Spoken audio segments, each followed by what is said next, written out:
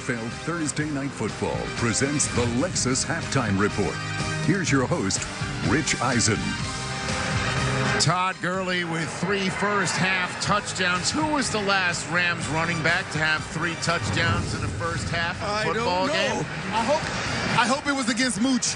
It was not. It was against the Indianapolis Colts, I guess, in a revenge game. Even better, if you will. Back in 2001, Marshall wound up with 4 touchdowns. We'll wonder how many Todd Gurley will wind up with tonight. Marshall Falk, what do you think of that first half? Oh, man, it was amazing and how they used Todd Gurley. And if we look at the tape, you'll get a chance to see when you feature a guy, you're on the road, they say pack your running game in your defense, and they threw the ball to him right here, like a little easy pass, get the ball in. This run here, I love this run. Here's the patience of Todd Gurley. Right there, let the defender go by. That's the Navarro Bowman. And then you get 8 more yards after contact. They've been running this play all day. Are you faster than me to the pylon? You're not. Todd Gurley, 3 touchdowns later. They've done a good job at controlling the line of scrimmage, and they being the Los Angeles Rams. Yeah, that was a good job, and they threw the ball for a touchdown. And who threw the ball, Marshall? The kid from Novato, right up the street here, Jared Goff. And boy, is he coming along, starting this year fast. 11 completions out of 16, 137. No turnovers. Look at this wheel route down the sideline, pinpoint passing. That's a good start for a kid. A lot of pressure on him. There's a lot of hometown people watching him here, and he always wanted to be a 49er. But he says, I got to go in there and play well, and he did that in the first half. Yeah, Coach, when we talked a lot about the receivers, we talked about Cup, we talked about Watkins. We did not talk about Robert Woods, and he said, y'all need to talk about me, so we're doing it right here at halftime. He is playing great. That was a great play down here. And a big hit he took, and he got right back up.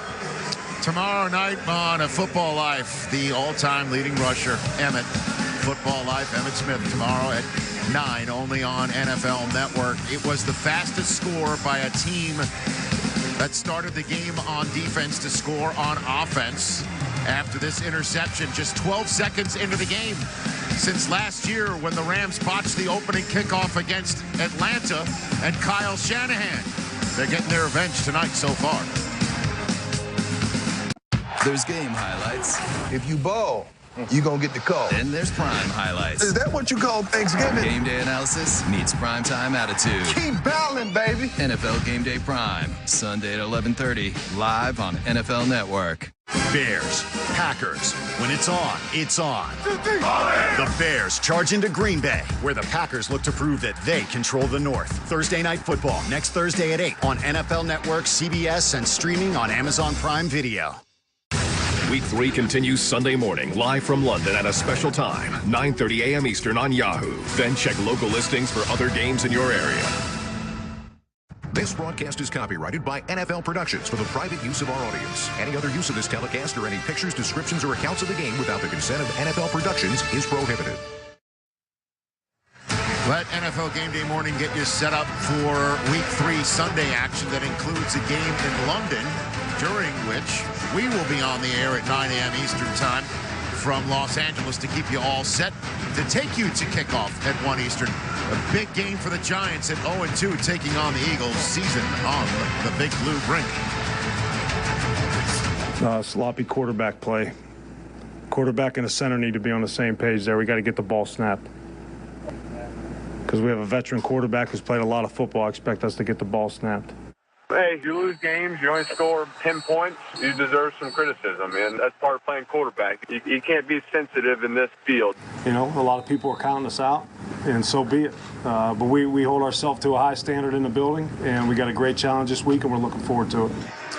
Offensive line issues, running game issues, lots of issues there for the New York Giants. What do you think about their chances on Sunday? Is their season on the line, do you think? Oh, well, Rich, well, I won't say it's on the line, but it's getting close to towing that line. And as you said, Rich, it is a lot. There are a lot of issues going on there. And we'll look around at all those other issues. But the main catalyst to this whole team is Eli Manning. And Eli has been having issues being very being accurate with that football right now. And I know they turned the whole team over to Eli. They didn't worry about going to get a running game. They brought in more receivers, and they're going to spread them out and throw the ball more.